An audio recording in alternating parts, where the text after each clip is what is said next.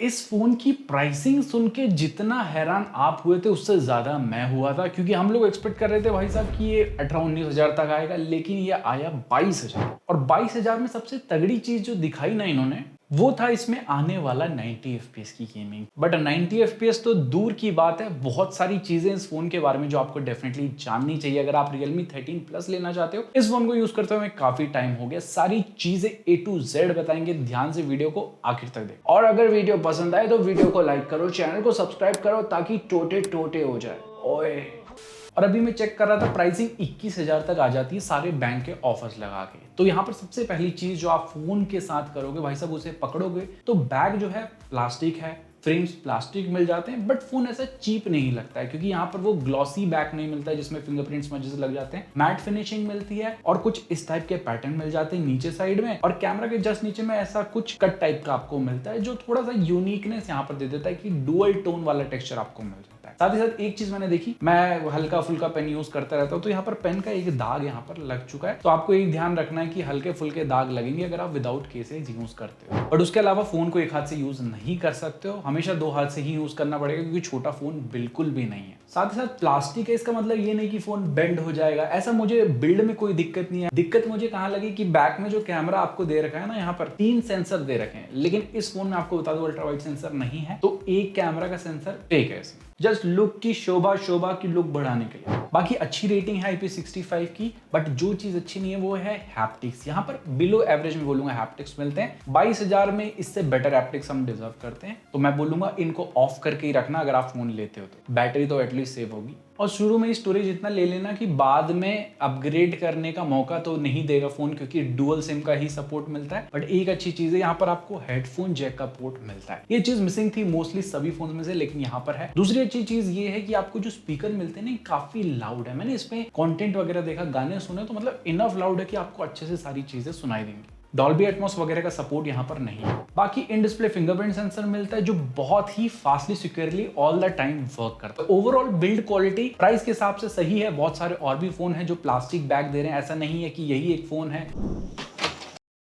और डिस्प्ले के बारे में बात करें तो आपको बड़ी एमोलेड डिस्प्ले मिल जाती है, E4 वाली डिस्प्ले। तो यहाँ पर डिस्प्ले में कुछ प्लस पॉइंट भी हैं, कुछ माइनस पॉइंट भी हैं। सबसे पहले प्लस पॉइंट बताता हूँ, आप जो भी कंटेंट वगैरह देखोगे आपको मजा आएगा। थोड़े से यहाँ पर आपको कॉन्ट्रास्टी कलर लगेंगे, लेकिन कंटेंट देखने में उसमें ही मजा आता है। तो यहाँ पर आप YouTube में 4K HDR 60 FPS वीडियो आराम से देख सकते हो। साथ ही साथ यहाँ पर आपको 1200 निट्स की HBM मोड में ब्राइटनेस मिल जाती है। तो आउटडोर में मैंने जितना यूज किया ना, कोई दिक्कत यहाँ पर मुझे उसमें देखने को नहीं आई। डायरेक्टली सनलाइट में भी यूज किया, वहां पर भी आपको फोन अच्छे से विजिबल रहेगा। तो ओवरऑल डिस्प्ले ना आपको कंटेंट देखने में बिल्कुल भी निराश नहीं करने वाली है। निराश पता है कहां पे करेगी, अब उन पॉइंट्स के बारे में बात करते हैं। सबसे पहली चीज, Amazon प्राइम नेटफ्लिक्स में फुल HD कंटेंट का सपोर्ट नहीं मिलता है। ये चीज मैंने पुरानी वीडियो में बताई थी, बट अभी तक अपडेट एक मिल चुका है। उस अपडेट के बाद भी यहाँ पर सपोर्ट नहीं आया, और ना ही नेटफ्लिक्स में आपको HDR का सर्टिफिकेशन मिलेगा, ना ही फुल HD कंटेंट का सपोर्ट मिलेगा। यूट्यूब में 4K HDR 60 FPS वीडियो चल रही है, लेकिन भाई साहब यहाँ पर भी सर्टिफिकेशन और फुल HD सपोर्ट होना चाहिए था, क्योंकि ये चीजें बेसिक है। आज के टाइम पे बहुत सारे लोग ज्यादा ही कंटेंट कंज्यूम करते हैं, और ऐसा बिल्कुल नहीं है कि इसमें फुल HD कंटेंट का सपोर्ट नहीं। भाई साहब डिस्प्ले फुल HD प्लस है, तो सपोर्ट भी होना चाहिए। दूसरी चीज है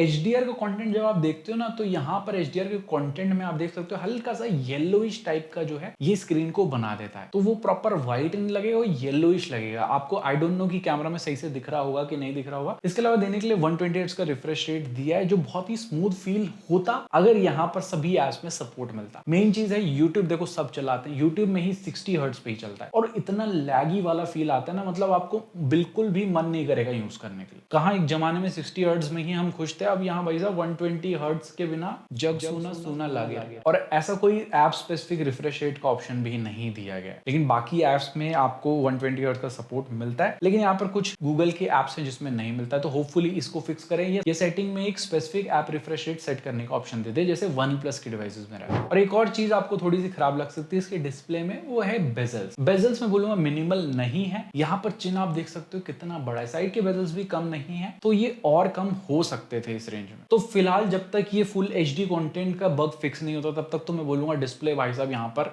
अभी उतनी सूटेबल नहीं है जिस प्राइस रेंज में ये आ रहा है। जब भी फिक्स होगा मैं नीचे पिन डाउन कमेंट सेक्शन में मेंशन कर दूंगा। अब नीचे तक गए ही हो तो भाई साहब उसके जस्ट बाजू में सब्सक्राइब वाला बटन है, उसको टन करके दबाने, ताकि समय रहते आप सतर्क हो जाएं और ऐसी दुर्घटना से बचें।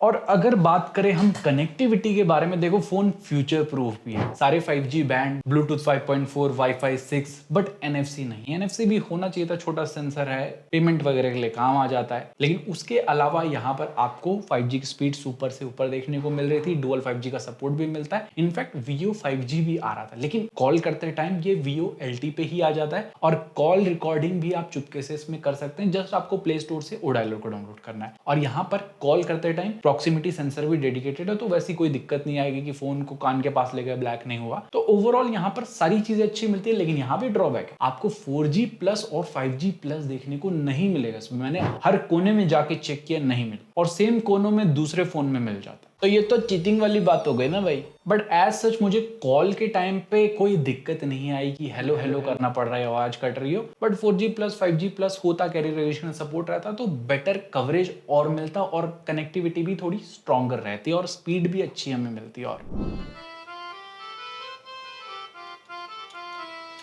जैसे सुर सही जब तक हो तब तक सही लगता है, जैसे सुर खराब होते तो मजा नहीं आता है, यही चीज आ जाती है सॉफ्टवेयर में भी। तो सारे रेगा मतलब Realme UI आपको बेस्ड ऑन Android 14 देखने को मिल जाता है और कंपनी ने प्रॉमिस किया 2 मेजर अपडेट प्लस 3 साल के सिक्योरिटी पैच मिलेंगे। और अपडेट के मामले में भी ये लोग रेगुलर हैं, एक अपडेट ऑलरेडी यहाँ पर हमें मिल चुका है, लेकिन यहाँ पर जब आप फोन लोगे फर्स्ट टाइम तो इन रिकमेंडेशंस को आपको ऑफ करना है। साथ ही साथ यहाँ पर 23 ब्लोटवेयर मुझे मिले थे, तो इतने ब्लोटवेयर आपको बहुत ही ज्यादा बुरा एक्सपीरियंस दे सकते हैं। तो सभी को अनइंस्टॉल कर लेना, अदरवाइज भाई साहब हर ऐप की अलग अलग नोटिफिकेशन आती रहेगी। इसी के साथ साथ आपको एक और ऐप को डिसेबल करना है, वो है ऐप मार्केट, और हॉट ऐप्स का भी ऑप्शन मिलता है, उसको भी आपको टर्न ऑफ करना है। तो ये कुछ चीजें करनी पड़ेंगी, एक्स्ट्रा 15 मिनट देना पड़ेगा, उसके बाद आपका फोन गुड टू गो हो जाएगा। बट मैं Realme वालों से एक दरखास्त करना चाहता हूँ कि भाई साहब थोड़ा सा जो है हम पे लिहाज कीजिए। 23 ब्लोटवेयर कौन देता है, इतने सारे नोटिफिकेशन आते हैं बाकी ऐप से, तो इसको प्लीज थोड़ा सा कम कीजिए, क्योंकि यूजर एक्सपीरियंस यहाँ पर खराब हो जाता है। लेकिन उसके बाद आपको यहाँ पर लुक्स वगैरह बिल्कुल OnePlus के OxygenOS जैसे ही देखने को मिल जाएगा, वही सेम कंट्रोल सेंटर मिलेगा, वही सेटिंग्स वगैरह सारी चीजें मिल जाएंगी। और यहाँ पर सारे बेसिक कस्टमाइजेशन के साथ साथ तगड़े कस्टमाइजेशन भी मिल जाते हैं। ऐप लॉक मिलेगा, डुअल ऐप मिलेगा, internet speedometer, always on display मिल जाता है। साथ ही साथ कुछ AI के फीचर्स मिल जाते हैं, जैसे AI कटआउट मिल जाएगा, ऑब्जेक्ट रिमूवर मिल जाता है। ये बहुत अच्छे से वर्क नहीं करता है, लेकिन छोटे मोटे ऑब्जेक्ट को रिमूव कर सकते। और बाकी कुछ फीचर्स मैंने पुरानी वीडियो में बताई थी, आप उसका जस्ट सॉफ्टवेयर वाला सेक्शन जरूर से जाके चेक कर लेना, आपको समझ आ जाएगा। तो मोटा मोटी देखा जाए ना, सॉफ्टवेयर का एक्सपीरियंस मुझे ऐसा मिला है कि ब्लोटवेयर के चक्कर में एक्सपीरियंस खराब हुआ है, देन फीचर्स वगैरह सब मिल जाते हैं। एक और चीज यहाँ पर खराब हो जाती है, अगर आप picture in picture mode use करते हो तब भाई साहब इतना गंदा लैग करता है। 120 हर्ट्ज होने के बावजूद ये आपको फील कराएगा कि आपका फोन 30 हर्ट्ज पे चल रहा है, बिल्कुल स्लो मोशन में स्क्रॉल होता है, जैसे कि आप सब अभी देख सकते हैं। तो यहाँ पर सख्त से सख्त एक अपडेट चाहिए जो इन चीजों को फिक्स करे। बाकी इसके अलावा एनिमेशंस यहाँ पर काफी स्मूथ मिलते हैं, लेकिन एक एनिमेशन है जो बहुत पहले से दिक्कत दे रहा है, ऐप ओपन कहीं से हो जाता है। तो ये ऐप ओपन वाले एनिमेशन पे भी थोड़ा सा ध्यान देना चाहिए और एनिमेशन को और ज्यादा यहाँ पर इन लोगों ने रिफाइन करना चाहिए। तो यही कुछ थे बग्स जो इनके UI में फिक्स होने चाहिए। बाकी थोड़ा और रिफाइनमेंट की जरूरत है, मैं डेफिनेटली बोलूंगा, और होपफुली वो अपडेट के साथ हमें देखने को मिले। और एक और चीज में ना तगड़ी रिफाइनमेंट की जरूरत है, वो है गेमिंग वाला डिपार्टमेंट। देने के लिए इन लोगों ने 7300 एनर्जी चिप दे रखा है। देखो 7200 और 7300 में बहुत ज्यादा जमीन आसमान का फर्क नहीं है, लेकिन थोड़ा बहुत आपको यहाँ पर कोर स्पीड में फर्क देखने को मिलेगा। इसके साथ साथ LPDDR4X रैम है, UFS 3.1 की स्टोरेज है। तो UFS 3.1 की स्टोरेज के रीड राइट स्पीड के स्कोर ना आपको 1 लाख ऊपर के मिल जाते हैं। और ये चीज दिखती भी है भाई साहब, आप ऐप को ओपन करते हो, क्लोज करते हो, बहुत ही फास्टली सारे ऐप खुल जाते हैं, वहां पर आपको बिल्कुल भी ये लैग नहीं फील करवाएगा। लेकिन इसी के साथ साथ Antutu स्कोर्स भी आपको 7.3 लाख प्लस के मिल जाते हैं, और कोई भी CPU थ्रॉटल का इशू नहीं मिलता है। Geekbench के स्कोर भी सही मिल जाते हैं। तो अगर मैं बात करूं नॉर्मल इंसान है, उसे क्या चाहिए फोन से कि वो ऐप ओपन करेगा, क्लोज करेगा, गूगल पे से पेमेंट करेगा, 1-2 ऐप को मिनिमाइज करेगा, तो यहाँ पर उस सिनारियो में ये फोन अच्छे से परफॉर्म करता है। हमने 10 ऐप को खोल के देखा, यहाँ पर रैम मैनेजमेंट भी अच्छा है, 10 के 10 ऐप को इसने बैकग्राउंड में रखा था और कोई भी दिक्कत वहां पर नहीं आई जहां पर आप 3-4 ऐप यहाँ पर यूज करें, उसमें वो फ्लॉलेसली करवा देता है। और मेन दावा जो इन लोगों ने किया था भाई साहब, गेमिंग में आपको 90 FPS सपोर्ट मिलेगा। दावे पे ये लोग खरे उतरे हैं। BGMI में स्मूथ एक्सट्रीम प्लस का ऑप्शन मतलब 90 FPS मिलता है, लेकिन जैसे ही आप खेलना शुरू करोगे 90 दिखाएगा, 2 से 3 मिनट के बाद उसके बाद ऑटोमेटिकली 70 FPS पे आ जाएगा। अब देखो ये चीज इनकी गलती नहीं है, इन लोगों ने FPS अनलॉक करके तो दे दिया है, लेकिन ये प्रोसेसर उतना फेक ही नहीं सकता FPS, क्योंकि वो उतना तगड़ा प्रोसेसर नहीं है। तो यहाँ पर आप एक्सपेक्ट कर सकते हो कि 60 FPS की गेमिंग आपकी हो जाएगी, लेकिन 90 FPS की गेमिंग चाहिए मक्खन जैसे, तो आई डोंट थिंक सो वो पॉसिबल हो पाएगा, क्योंकि उसके लिए थोड़ा और बेटर प्रोसेसर और पावरफुल प्रोसेसर चाहिए। अब 60 FPS की गेमिंग करवाने के लिए बाकी और भी फोन है, जैसे iQOO Z ने उसकी भी एक रिव्यू वीडियो बनाई है, उस वीडियो को जरूर से जाके चेक करना, वहां पर कुछ और बेटर चीजें इससे आपको मिलेंगी। बट इस फोन में एक चीज बहुत तगड़ी मिलती है कि कोई भी हीटिंग का इशू मैंने फेस नहीं किया, काफी मिनिमल टेम्परेचर रहे हैं, बिल्कुल भी ऐसा नहीं लगता है कि फोन हीट होता है एक्सट्रीम गेमिंग करने के बावजूद, और जायरोस्कोप का परफॉर्मेंस भी ऑन पॉइंट मिल जाता है।